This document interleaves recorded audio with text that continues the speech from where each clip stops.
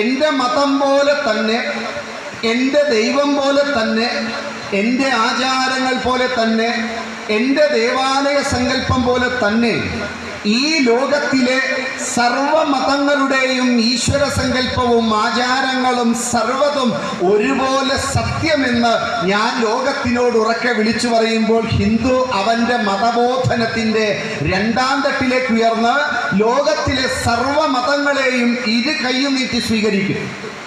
ഒന്നാം തട്ട് എൻ്റെ മതം മാത്രം ശരി, രണ്ടാം തട്ട് എൻ്റെ മതം പോലെ സത്യമാണ് ലോകത്തിലെ സർവരും എന്നുള്ളത് എൻ്റെ രണ്ടാം ഭാവമാണ്.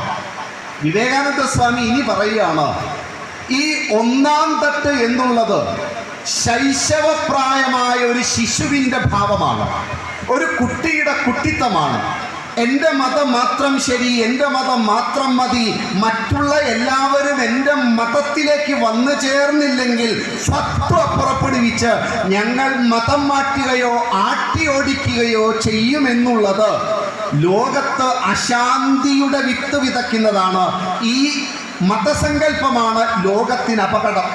അതാണ് നാം ബംഗ്ലാദേശിൽ കണ്ടത്, അതാണ് നാം പാകിസ്ഥാനിൽ കണ്ടുകൊണ്ടിരിക്കുന്നത്.